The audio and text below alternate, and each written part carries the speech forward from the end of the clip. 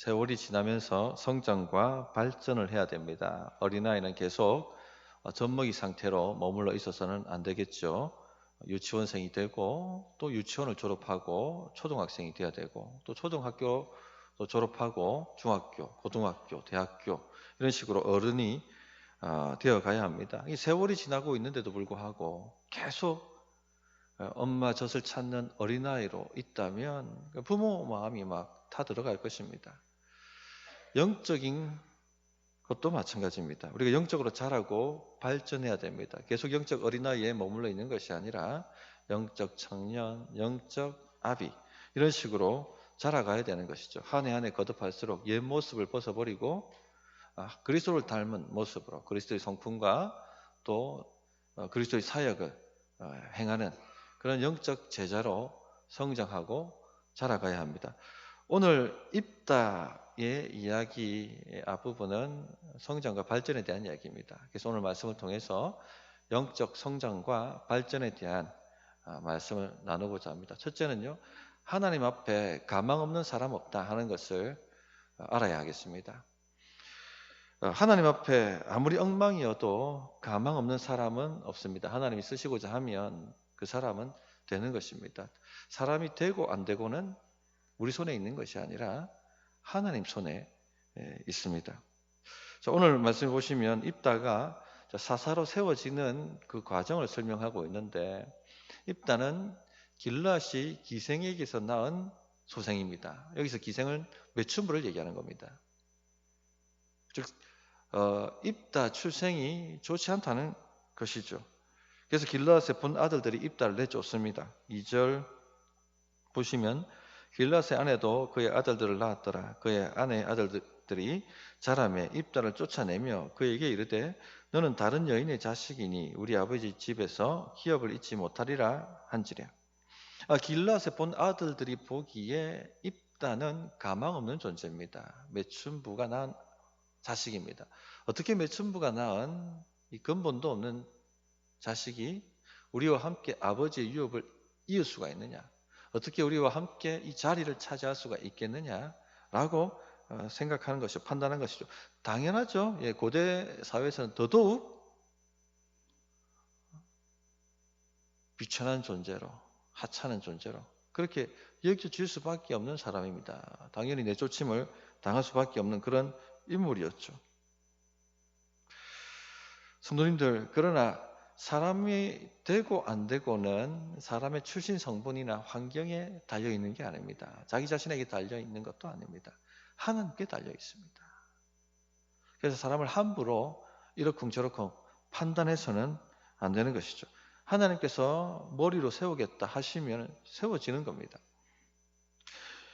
입다는 형제들에게 쫓겨나 돕이라는 변방으로 갑니다. 이 변두리 인생이 되는 것이죠. 여기서 잡류의 우두머리로 살아갑니다. 세월이 흘렀습니다. 아마도 많은 세월이 흘렀겠죠. 그리고 암몬 자손이 이스라엘 백성들 치러 쳐들어옵니다. 이스라엘 백성들도 미스바에 진을 치고 대적을 하려고 하는데 싸울 사람이 없는 겁니다. 앞장서서 이 싸움을 지도할 만한 우두머리 될 만한 장군이 될 만한 사령관이 될 만한 사람이 없는 것이죠. 전략을 어떻게 펼쳐야 되고 어떻게 방어를 해야 되고 어떻게 공격을 해야 되고 하는지 전혀 이걸 모르는 겁니다. 감당할 수 있는 사람이 없는 것이죠. 또 아무도 이 책임을 지려고 하지 않습니다. 다 미루는 겁니다. 누군가 해주겠지. 결국 이 길앗의 장로들은 입다를 찾아갑니다. 당시 입다는 큰 용사로서 이름을 날리고 있을 때였습니다. 이 잠주들 데리고 로빈훗처럼 그렇게 살아가다 보니까 이 소문이 이 길라까지 오게 된 것이죠. 그래서 입다를 데려오면 이 전쟁을 수행할 수 있겠다 싶어서 장로들이 돕당으로 가서 입다를 찾습니다.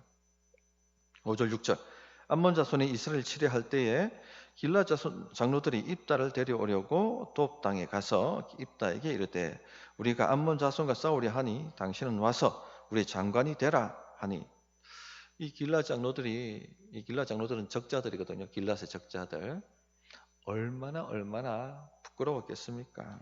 쫓아낼 때는 언제고, 멸시하고 너는 가망 없다고 쫓아낼 때는 언제고, 이제 와서 우리 좀 살려달라고 사정사정을 하고 있습니다. 그럼 장관이 되어달라고 사정사정을 하고 있는 것이죠. 이게 무엇을 말씀하고 있습니까? 이 말씀을 통해서 사람 함부로 판단하지 말라는 겁니다.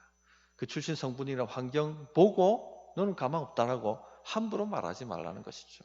사람이 되고 안 되고는 누구 손에 있습니까? 하나님 손에 있다는 겁니다. 강 권사님이라는 분이 계셨습니다. 중학교 교사이셨고 점심시간마다 기독교 동아리 활동을 하셨는데 거기서 복음을 전하면서 아이들을 섬겼던 분입니다. 아버지가 간암으로 일찍 돌아가시고 가난한 홀 어머니 밑에서 살아갔던 아이가 있었습니다. 당연히 뭐 이렇게 환경이 안 좋으니까 폭력성을 띠게 되고 일진이 됩니다. 그래서 그 중학교에서 가장 무서운 일진이 된 것이죠. 이런 아이들 보면 가망이 없지 않습니까? 어릴 때부터 저러니 커서도 뭐가 되겠는가? 가망 없는 입다 같은 존재로 사람들이 생각을 했습니다. 이미 인생 망쳤다라고 생각을 했던 것이죠. 그러나 이 광권사님은 그렇게 보지 않았습니다. 하나님이 얼마든지 손 대시면 사람은 될 수 있다. 그래서 그 아이에게 우리 기독교 동아리 모임 와서 함께 기도하고 함께 하나님을 알아가자 하고 얘기합니다. 그러면서 오면 문화상품권을 주겠다고 꼬십니다. 이 문화상품권이라는 미끼에 이 아이가 걸려들게 되고 와서 복음을 듣게 됩니다. 너도 하나님을 만나면 얼마든지 가망 있는 존재가 된다. 이 메시지를 들었던 것이죠. 아이가 변하기 시작했습니다. 복음을 받아들이고 변하기 시작했죠. 교회도 나오기 시작하고 수련회도 참석하고 그러면서 크게 하나님의 은혜를 입습니다. 성령을 받습니다.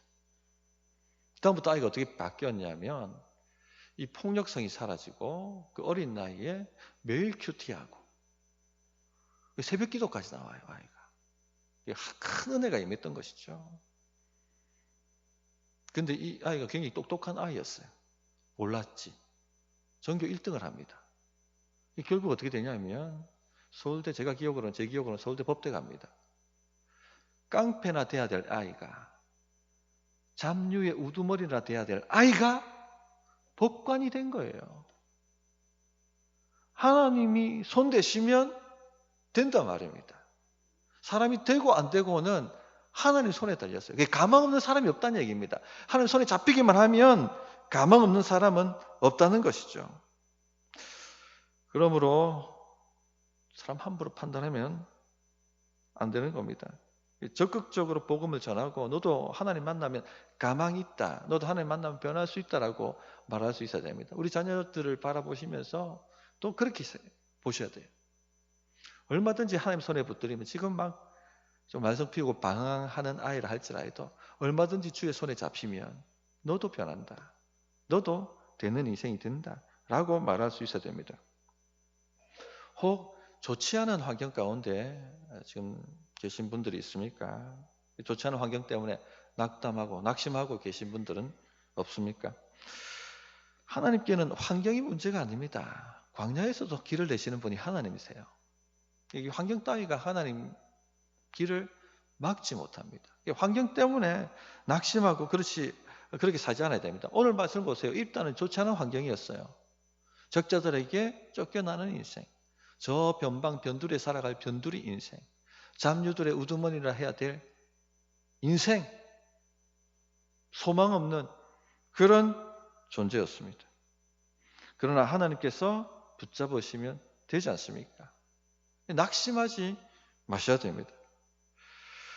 환경이 좋지 않다고 어렵다고 낙심하거나 원망하거나 불평하지 마십니다. 굉장히 하는 게 원망과 불평이거든요. 왜 내가 이런 환경에 살아야 되느냐?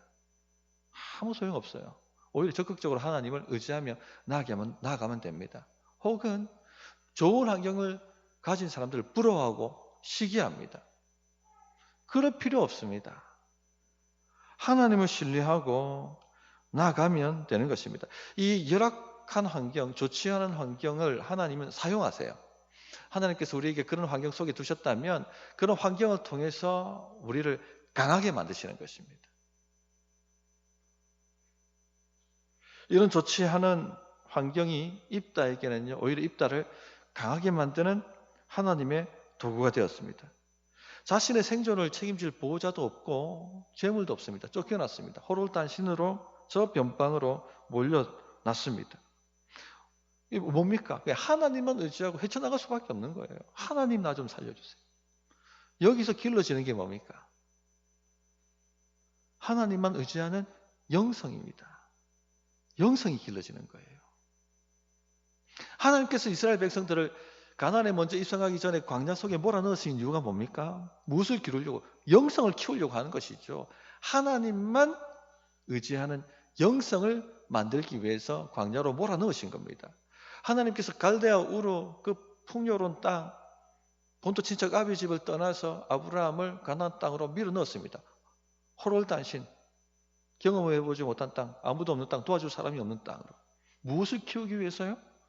하나님만 의지하는 영성을 키우기 위해서. 그러니까 이삭을 바치라는 그 말씀에도 뒤도 안 돌아보고 마치지 않습니까? 하나님만 의지하는 영성인 것이죠. 다윗, 엘리야, 다니엘 다 보세요. 좋지 않은 환경 속이었지만 하나님만 의지하는 영성을 만든 사람들입니다. 그러니까 좋지 않은 환경이라고 낙담하거나 불평하거나 원망할 필요가 없다는 겁니다. 더 좋은 환경에 있는 사람들 시기하거나 부러워할 이유도 없습니다. 하나님 의지하고 적극적으로 나아가면, 그리고 매 순간 내 앞에 닥쳐져 있는 문제들을 해결해 나가다 보면 그런 영성이 키워진다는 것이죠. 그 다음 길러지는 게 뭡니까? 이런 환경에서 리더의 자질입니다. 입다는 열악한 환경 속에서 살아남기 위해 하나님을 의지하고 자신에게 닥쳐지는 하루하루의 문제를 해결하면서 나갔습니다. 도와주는 아버지도 없고 꼭 필요할 때 와야 될 물질도 없었습니다. 하나님을 의지하면서 어떻게 해야 될지 분별하고 판단해야 했죠. 여기서 길러지는 게 뭡니까? 분별력, 판단력이에요. 굉장한 거죠, 이거는. 리더의 자질이지 않습니까? 이런 리더의 자질들이 길러진 것입니다. 추진력. 이게 소문이 나니까 비슷한 처지에 있는 사람들이 입다 밑에 들어와서 살려고 입다에게 도읍당으로 몰려가지 않습니까? 보십시오. 좋지 않은 환경과 상황이 하나님만 의지할 때, 하나님의 도구로 바뀔 때 어떻게 사람을 만들어 가는지. 반면에 길르앗의 적자들을 보십시오. 그건 좋은 환경에 있었습니다. 그 동네 유지였고 여기 길르앗 장로들이 바로 다 길르앗의 적자들입니다. 또 아버지 막대한 유산을 물려받은 사람들이었습니다. 부족함이 없죠. 그러나 좋은 환경이 꼭 복은 아닙니다. 우리가 착각하는데 좋은 환경이 복이라고 생각하는데 복이 될 수도 있고 독이 될 수도 있죠. 그런데 많은 경우 하나님을 의지하지 않게 만들어요. 좋은 환경. 부족함이 없는데 갈급함이 있습니까? 하나님을 향한 독이 되는 거죠. 독이. 언제 이 모든 것이 드러납니까? 위기를 만났을 때 드러나게 됩니다. 모두 이 암몬이 쳐들어오는 위기 앞에 갈팡질팡합니다. 도대체 누가 우리를 대신하여 싸워줄고? 본인들이 싸워야지.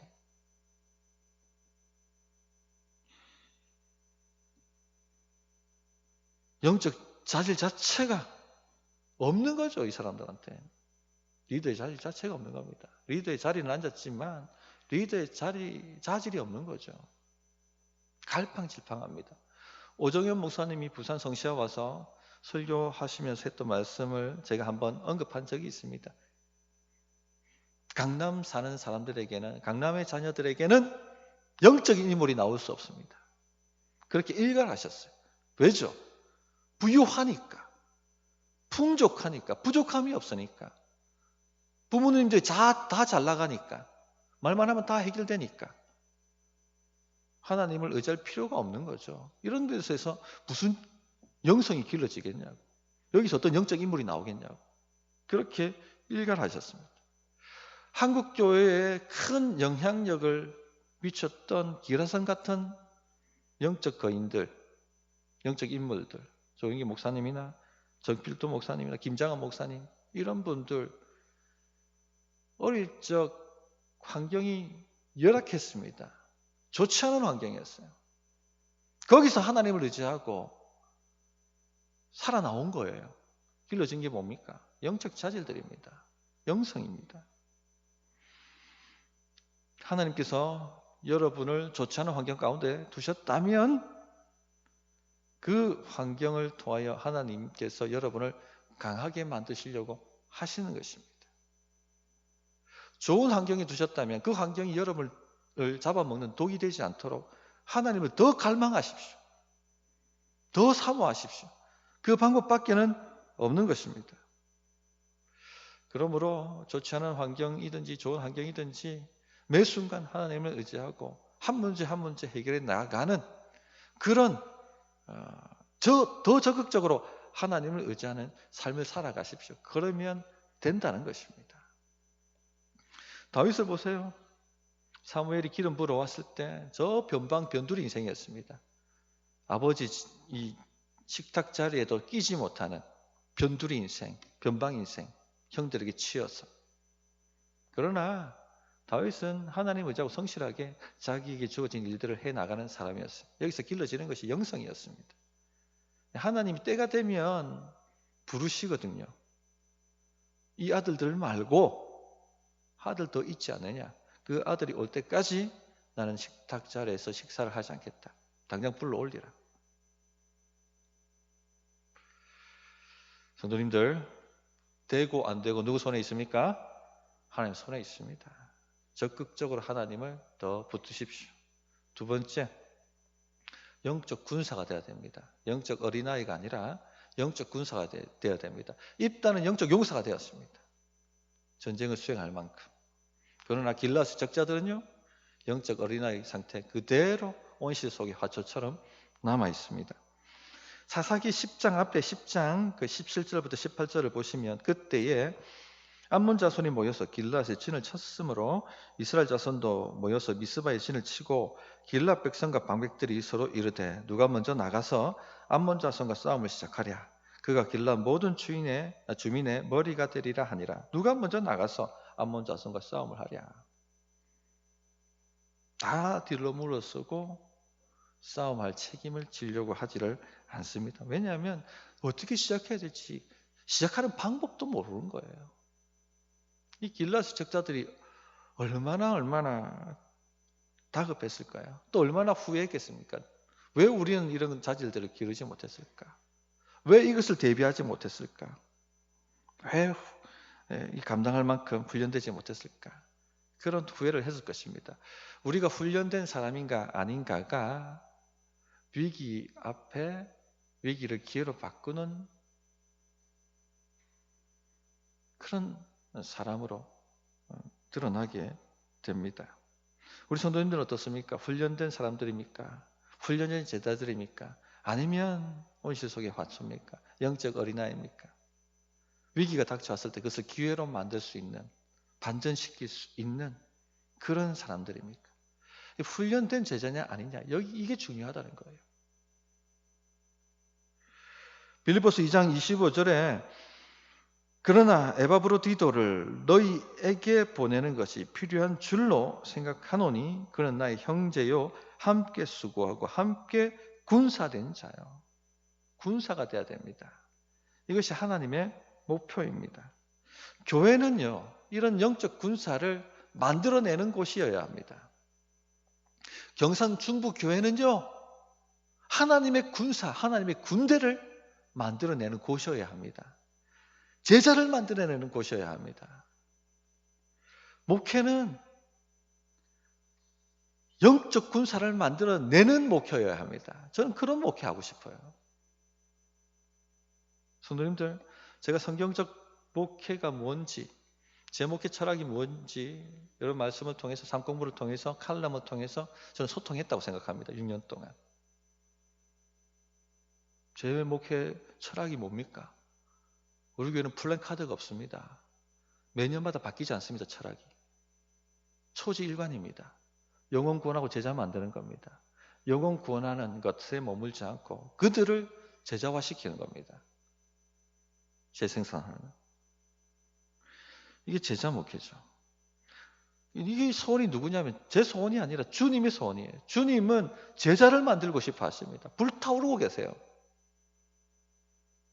그래서 마태복음 28장 19절 20절에 분부를 하셨지 않습니까? 그러므로 너희는 가서 모든 민족을 제자로 삼아 아버지와 아들과 성령의 이름으로 세례를 베풀고 내가 너희에게 분부한 모든 것을 가르쳐 지키게 하라. 세례를 베푼다는 것은 영혼을 구원하는 것이죠. 영적 어린아이를 낳는 것입니다. 거기에 머물지 않고 제자를 삼아 제자를 만들어내라는 것입니다. 교회는 이렇게 성장해 가야 합니다. 요한 1서에 보면 교회 구성원들이 있는데 그 구성원 중에는 세 종류가 있다라고, 세 부류가 있다라고 말씀을 합니다. 뭐죠? 상공부할 때 다루었는데 생명이 삶할 때 이런 얘기를 했죠. 영적 어린아이 그룹이 있고 영적 청년 그룹이 있고 그리고 영적 아비 그룹이 있습니다. 요한일서 2장 14절 아이들아 내가 너희에게 쓴 것은 너희가 아버지를 알았으며 아비들아 내가 너희에게 쓴 것은 너희가 태초부터 계신 이를 알았으며 청년들아 내가 너희에게 쓴 것은 너희가 강하고 하나님의 말씀이 너희 안에 거하시며 너희가 흉악한 자를 이겼습니다. 세 부류가 있다는 것을 말씀해 주고 있죠. 아이들아 영적 어린아이가 있습니다. 이들은 아버지를 알았습니다. 이제 막 하나님이 아버지라는 것을 알고 배워가는 사람들입니다. 다른 사람들의 섬김과 도움이 필요한 사람들이에요. 두 번째는 아비들아 말씀하셨습니다. 아비 그룹이 있습니다. 태초부터 계신 이를 알았으며 태초부터 계신 이가 누굽니까? 예수 그리스도시죠. 그 당시 영지주의 이단이 들어와서 교회를 완전히 박살내고 있었어요. 예수님은 사람일 뿐이다. 하나님이 아니시다. 그렇게 주장을 했습니다. 이 영적 아비들이 일어나서 이단들을 분별하고 그 이단들을 막아서고 했다는 것입니다. 이 교리를 아는 사람들이죠. 그리고 교리를 전수할 수 있는 훈련이 된 사람들입니다. 또한 청년들을 하셨어요. 청년 그룹이 있습니다. 이들은 너희가 강하고 하나님의 말씀이 너희 안에 거하시며 너희가 흉악한 자를 이겼습니다 라고 하셨습니다. 이게 무슨 말입니까? 하나님의 말씀을 자신한테 적용할 줄 알고 그 말씀으로 악한 영의 공격을 분별해내며 이겨낼 수 있는 사람들, 영적 침체를 극복해낼 수 있는 영적 실력이 있는 사람들을 의미하는 것입니다. 이런 영적 청년들이 영적 아비를 도와서 교회를 지켰던 겁니다. 그리고 영적 어린아이들을 섬기고 그들이 제자로 자라갈 수 있도록 도왔던 사람들입니다. 성도님들, 그렇다면 영적 아이는 어디로 자라가야 됩니까? 영적 청년으로 자라가야겠죠. 영적 청년은 어디로 자라가야 됩니까? 영적 아비로 자라가야 하는 것입니다. 이것이 제자 목회예요. 한국교회 제자 훈련을 도입했던 분이 누굽니까? 사랑의 교회 옥하는 목사님이세요. 옥하는 목사님이 그 세미나 때 했던 말씀이 지금도 기억납니다. 평신도를 병신도 만들지 말고 제자 만드십시오. 평신도를 병신도 만들지 말고 제자 만드십시오. 그렇게 일갈하셨던 것 기억이 납니다. 성도님들, 여기 계신 분들은 영적 군사들입니다. 자신을 그렇게 정의하십시오. 자기를 그렇게 보셔야 돼요. 생각부터 완전히 뜯어 고쳐야 됩니다.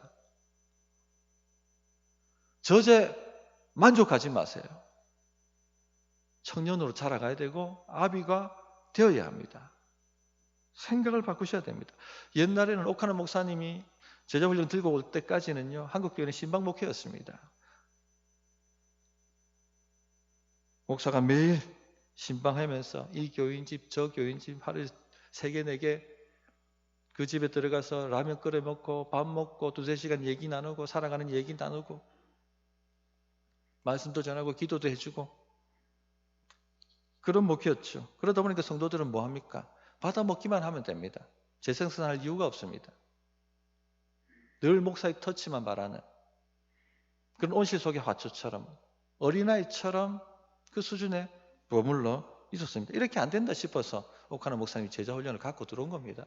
병신도 만들지 말고 제자 만들자고 하시면서. 그러나 아직 이런 목회를 맛보신 분들은 그때를 그리워합니다. 목사가 그렇게 터치해 주기를 바랍니다. 세월이 이만큼 지났는데, 시대가 바뀌었는데도. 수영록 교회 이규원 목사님 아시잖아요? 근데 이규원 목사님한테도 이것을 해달라고 요구하시는 분들이 있는 것 같아요. 몇 주 전에 금요 기도에 설교하시면서 저도 교인집에 들어가서 라면 끓여달라 하고 두세 시간 살아가는 얘기 나누며 이 얘기 저 얘기하며 말씀도 전하고 기도도 해주고 싶다고. 그런 때가 그립다고. 그래서 교인집에 숟가락 몇 개인지 무슨 문제가 있는지까지 알 만큼 그렇게 하고 싶다고. 그러시면서 그러나 그렇게 한다면 교회가 되겠습니까? 그렇게 한다면 목회가 되겠습니까? 개척 교회 때는요. 그래 하지 말라 해도 그래 됩니다. 20, 30명 모여가지고 다 하는 거죠. 그러나 성도가 100명만 넘어가도 그렇게 안 됩니다. 물리적으로. 제자가 나와야 되죠. 그 제자가 목사를 도와서 성도를 섬겨 가야 되는 것이죠. 성도님들, 중요한 것은요, 성도가 영적 군사가 되는 겁니다. 제자가 되는 것이에요. 말씀을 스스로 삶에 적용시킬 줄 알고 영적 분별력을 가지고 대적을 물리치고 어린 영적 어린아이들을 케어하며 자라도록 만들어 가는 그런 영적 군사가 되는 것, 청년과 아비가 되는 것이 중요합니다. 어린아이들은요, 계속해서 사람한테 기댑니다. 사람이 뭔가를 해주기를 바랍니다. 특히 목사가 와서 만져주고 이렇게 해주기를 원합니다. 보십시오. 오늘 전쟁이 일어났는데 본인이 나가 싸워야 되지 않습니까? 시간을 그만큼 줬는데 그만큼 모든 영적 자원을 다 줬는데 누구 찾습니까? 싸워줄 사람을 찾는 거예요. 사람한테 여전히 기댑니다. 우리가 이렇게 살았어야 되겠습니까? 군사가 돼야 되지 않겠습니까? 에베소서 4장 11절, 12절에 그가 어떤 사람은 사도로, 어떤 사람은 선지자로, 어떤 사람은 복음 전하는 자로, 어떤 사람은 목사와 교사로 삼으셨으니 하나님께서 이런 사람들 왜 세우셨습니까? 지금 앞에 있던 오중직 중에 사도, 선지자, 복음 전하는 사람은 다 사라지고 목사와 교사만 남았습니다. 목사가 곧 교사입니다. 목사만 남았다고요. 목사를 왜 세우셨습니까, 지금? 왜 끝까지 목사를 남기셨습니까? 이는 성도를 온전하게 하여 봉사일을 하게 하며 그리스도의 몸을 세우려 하십니다. 목사가 존재하는 이유는요, 여기 계신 성도님들 말씀으로 온전케 하는 겁니다. 온전케 한다, 훈련시킨다는 겁니다.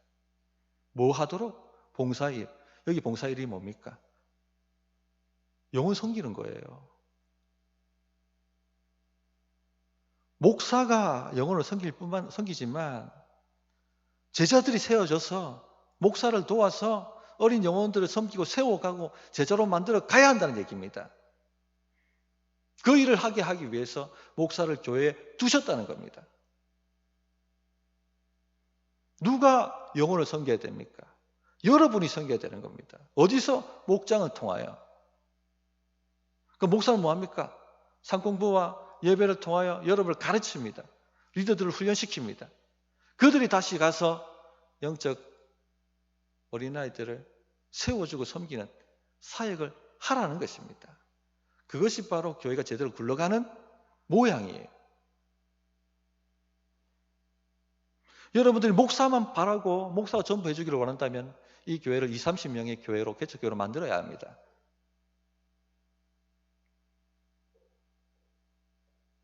지금 목장은요, 작은 개척교회라고 생각하시면 돼요. 누가? 목자가 목사 같은 영성을 가지고 세워가는 겁니다. 이런 교회가 가능할까요? 이런 교회를 보신 적이 있습니까? 전에 제가 휴스턴 서울교회 2주간 연수 갔다 온 이야기를 했었습니다. 교인들이 3,000명입니다. 그런데 교역자 수는 단 4명에서 5명. 목사님, 이렇게 해서 교회가 돌아갑니까? 우리 교회는요, 우리 교인들은 일당백입니다. 군사들입니다. 정말 그렇게 돌아가요. 이런 교회가 경산에 필요하지 않습니까? 이 경산 땅에 이런 교회가 존재한다고 생각해 보세요. 이 지역에 난리가 날 겁니다. 변화가 일어날 겁니다. 이런 교회의 일원이 된다고 생각해 보세요. 여러분의 삶이 어떻게 바뀔까요? 엄청납니다. 상상할 수 없을 만큼. 저는 이런 목회, 이런 교회를 한번 해보고 싶다는 겁니다. 할렐루야. 가능할까요? 가능할까요? 좋습니다. 좋습니다. 말씀을 정리하도록 하겠습니다. 영적 성장과 발전에 대한 얘기를 나누었습니다. 첫째, 하나님 앞에 가망 없는 사람 없습니다. 즉 하나님 앞에 가망 없는 교회도 없는 거예요. 손에 붙들리면 되는 겁니다. 우리에게 좋지 않은 환경과 상황이 있다 하면 그것이 우리 오히려 기회가 되도록, 우리를 가게 만드는 것이 되도록 하나님만 의지하고 적극적으로 나아가면 되는 것입니다. 둘째, 영적 군사가 되어야 됩니다. 영적 어린아이가 아니라 말씀을 스스로에게 적용시키고 그 말씀으로 일어서고 그 말씀으로 다른 사람들을 세워갈 수 있는 목사를 도와서 영혼을 구원하고 제자를 만드는 사명을 감당하는 그런 군사가 되어 가야 합니다. 그런 교회 되기를 사모하십시다. 어떻게 응답해 될지 1분간 기도합니다.